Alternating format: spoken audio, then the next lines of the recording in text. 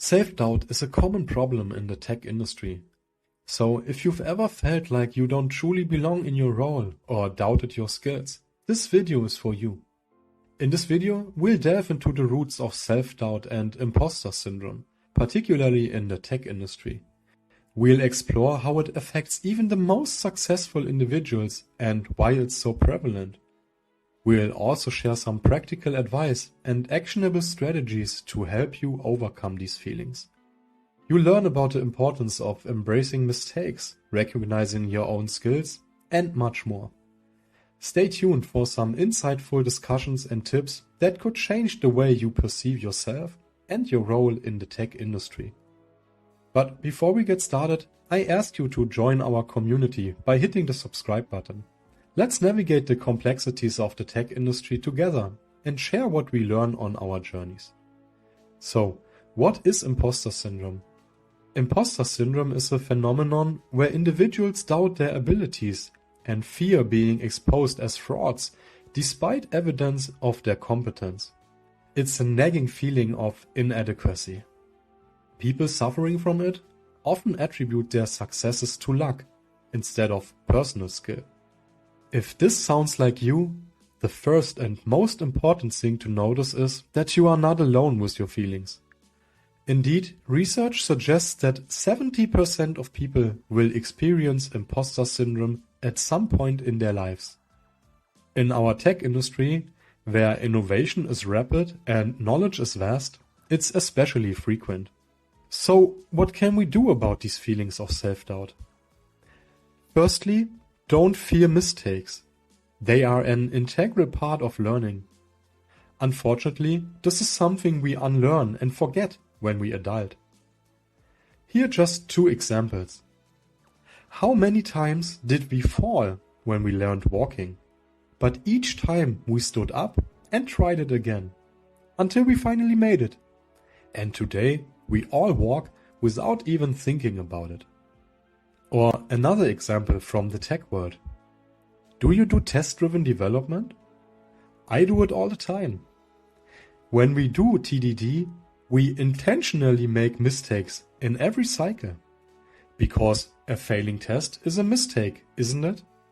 In the end, tests should be green. So why do we do TDD? Why do we intentionally make mistakes? Because it makes us go fast and produce reliable outcomes. A second important step to overcome self-doubt and to tackle imposter syndrome is a close look at your talents and skills. Analyze what you already achieved and what you can do. Sometimes we are biased towards ourselves, so it can be helpful to ask a mentor or a trustworthy friend or family member for an objective assessment. This can clarify our perspective and help seeing us in the right light.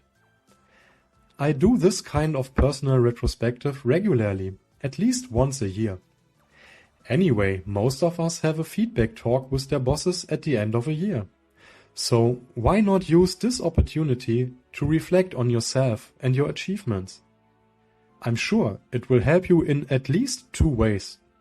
First, you will be better prepared for your feedback talk and can collect arguments for a salary raise. And second, you can conquer feelings of doubt. I hope these tips have been helpful so far. Please share your thoughts and experiences in the comments below. Your story could be the key that helps someone else unlock their potential. We have two more advice to talk about and an additional one in the bonus section, so stay tuned. Another approach to overcome self-doubt is to step out of your comfort zone and embrace new challenges. By facing new challenges, you'll not only gain self-confidence, but also develop your skills further. Be prepared to tackle new tasks and projects, using them as learning opportunities. And remember that failures are part of the learning process. Finding a mentor and support in the technological industry can also be very helpful in overcoming self-doubt. A mentor can provide valuable advice, motivate you, and support you on your journey. Look for mentors in your work environment, in tech communities, or in networks and build relationships that can help you overcome self-doubt. And the coolest thing about it? Having a mentor will not only benefit you, but also the mentor. Being in a mentoring relationship will help the both of you grow. It's a symbiotic relationship. I could personally observe how a junior dev flourished after becoming a mentor for another developer. It boosted his own career as well as the other developers' progress. We are almost done.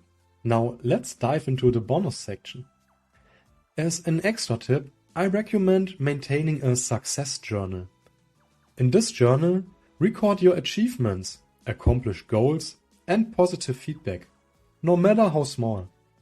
When doubt creeps in, revisit these memories and remind yourself that you've already conquered numerous challenges. This journal can serve as both motivation and a confidence booster. You could reserve the last 5 minutes of every workday to reflect on the day and to fill your success journal. Now that's it. Just 2 more important notes before we wrap up. First, be patient with yourself and don't expect instant healing. These feelings of self-doubt developed over years, so they won't disappear overnight. Second, if you also experience feelings of anxiety or depression, and the tips in this video didn't help you, please don't hesitate to seek professional help from a psychologist.